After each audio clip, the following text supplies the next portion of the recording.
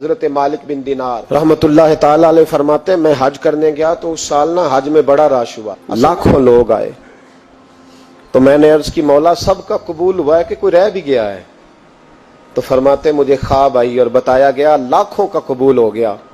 بڑا بے نیاز ہے اللہ، بڑا بے نیاز ہے، بڑا کریم ہے، چاہے تو گھر بیٹھے بیٹھے کہے ماں باپ کا چہرہ دیکھ میں تجھے حج کا ثواب، دیکھ ماں باپ کا چہرہ، کا سب کا قبول ہوا، ایک ہے محمد بن ہارون بلخی، اس کا نہیں قبول ہوا۔ فرماتے ہیں میں سویرے اٹھا تو میں ڈھونڈنے لگا کہ بلخ کے لوگ، خراسان کے لوگ کہاں ٹھہرے ہوئے ہیں، وہاں علیحدہ علیحدہ ہوتے ہیں نا، یہ پاکستانیوں کی بلڈنگیں، یہ انڈین ہیں، یہ فلان ملک کے، تو کہتے ہیں میں ڈھونڈتے ڈھونڈتے پہنچا تو میں نے بلخ کے لوگوں کو پا لیا۔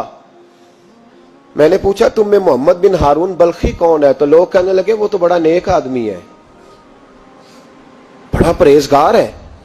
کہتے ہیں میں نے کہا مجھے خواب آئی ہے، حج قبول نہیں ہوا، یہ تعریفیں کر رہے ہیں۔ میں نے کہا کس طرح کا نیک؟ تو لوگ کہنے لگے جی 24واں تو وہ حج کرنے آیا ہے، ساری رات نفل پڑھتا ہے، سارا دن روزہ رکھتا ہے، بہت مالدار تھا پر ہر چیز اللہ کی راہ میں خیرات کر دی۔ فرماتے میں نے کہا وہ کہاں ہے؟ کہنے لگے پہاڑ کے پیچھے خیمہ اس نے لگایا ہے، وہاں اللہ اللہ کر رہا ہے۔ حضرت مالک بن دینار علیہ رحمہ فرماتے میں وہاں پہنچا، مصلی پہ بیٹھا تھا، سلام پھیری، میں نے السلام علیکم کے بعد کہا آپ محمد بن ہارون بلخی ہیں؟ کہنے لگا ہاں۔ آپ مالک بن دینار ہیں؟ میں نے کہا کہ اس نے تو میرا نام بھی جان لیا بغیر بتائے۔ فرماتے ہیں میں نے کہا کہ ہاں میں مالک بن دینار ہوں۔ کہنے لگے کیسے آئے ہو؟ میں نے کہا بس ملنے آیا تھا۔ کہنے لگے نہیں، جس کام آئے ہو وہ بتاؤ۔ میں نے کہا میں ملنے آیا ہوں۔ تو کہتے ہیں وہ رو پڑے، کہنے لگے نہیں آپ کو خواب آئی ہوگی کہ میرا حج قبول نہیں ہوا۔ کہتے ہیں میرے رونگٹے کھڑے ہو گئے کہ اسے اتنا بھی پتا ہے کہ میرا حج قبول نہیں ہوا۔ میں نے اس کو کہا کہ تجھے کیسے پتا کہ مجھے خواب آئی ہے؟ کہنے لگا مالک بن دینار مجھے 24 سال ہو گئے، میں اس بے نیاز کے گھر کا طواف کرتا ہوں، میں حجر اسود کے بوسے لیتا ہوں، میں مقام ابراہیم پہ نفل پڑھتا ہوں، میں صفا مروہ کی سعی کرتا ہوں، پر 24 سال بیت گئے۔ جب میں طواف وداع کرنے کے قریب آتا ہوں تو کوئی نہ کوئی اللہ کا ولی آ کے کہتا ہے دوڑ جا تیرا کوئی نہیں قبول ہوا۔ 24 سال۔ تو مالک بن دینار فرماتے میں اس کے قریب بیٹھ گیا اور اس کے گھٹنے پہ ہاتھ رکھا، میں نے، بندہ بھی معذور تھا، اس کا ایک ہاتھ کٹا ہوا تھا، چہرے پہ عبادت کے نشانات نمایاں تھے، اور میں نے کہا یار پھر تیرا حج قبول کیوں نہیں ہوتا؟ تو کہنے لگا مت پوچھ، تو مجھ سے نفرت کرے گا۔ میں نے کہا نہیں تو بتا۔ کہنے لگا نہ پوچھ۔ میں نے اصرار کیا تو کہنے لگا اس لیے نہیں قبول ہوتا کہ میں اپنی اماں کا نافرمان۔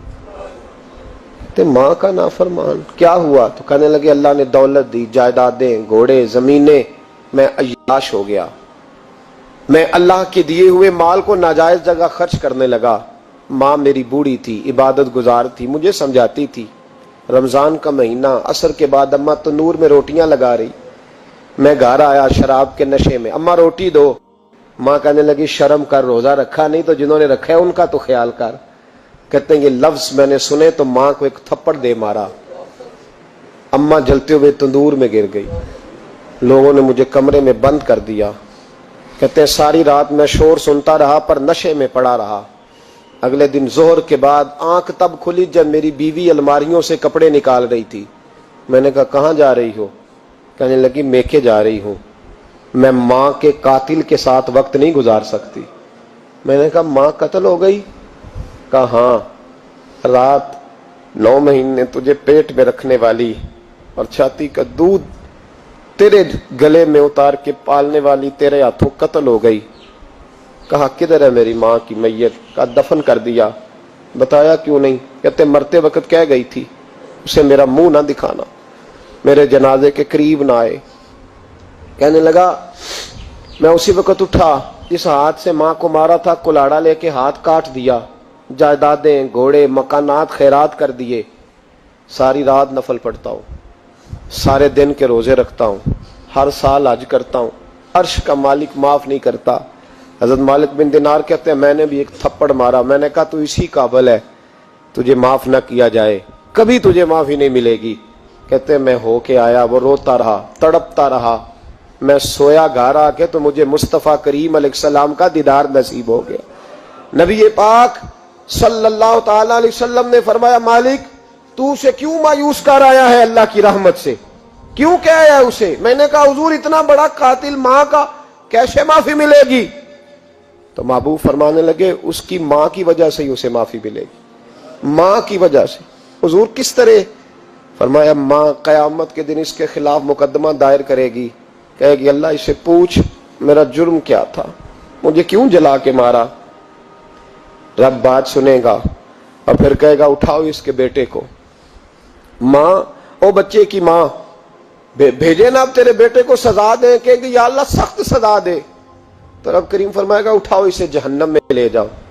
مصطفیٰ کریم فرمانے لگے جب زنجیریں ڈال کے فرشتے دوزخ کی طرف لے جا رہے ہوں گے نا تو پلٹ کے ماں کی طرف دیکھے گا, تھوڑا پھر آگے بڑھیں گے تو پھر دیکھے گا, پھر دوزخ کے قریب جائیں گے پھر دیکھے گا اور کہے گا اماں جی مجھے جلائیں گے, مجھے تکلیف ہوگی, زندگی میں جب درد ہوتا تھا تیرا نام میری زبان پہ آتا تھا, اماں مارنے لگے ہیں مجھے جلائیں گے. میرے مصطفیٰ کریم فرمانے لگے وہ ماں اسے جلا کے مار دیا وہ میدان محشر بول پڑے گی, کہے گی اللہ اے اللہ اے اللہ. رب کریم فرمائے گا کہ عرض کرے گی مولا میں نے معاف کیا تو بھی اسے معاف کر دے. اللہ فرمائے گا اس نے تو جلا کے مارا تو کیوں نہیں جلنے دیتی؟ حالانکہ اللہ سب جانتا ہے. کہے گی مولا میں تو ماں ہوں نا, کیسے موقع دوں؟ تو میرے محبوب فرمانے لگے مالک اللہ اسے اس کی ماں کی وجہ سے